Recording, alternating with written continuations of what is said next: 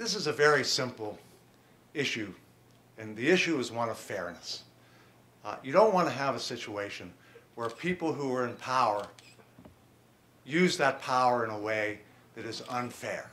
It undermines faith in democracy, and undermines faith in the political process, and it creates polarization that's even greater than it already is right now.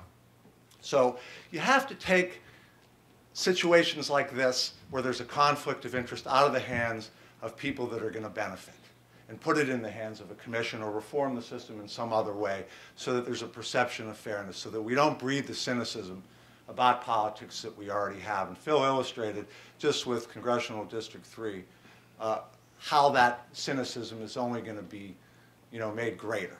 So I hope all of you will publicize this in a way that gets the public to understand what is really happening here, and kind of sets the record straight and gives them a chance to have a voice. And that's really why I'm here. So thank you very much. Thank you, Commissioner.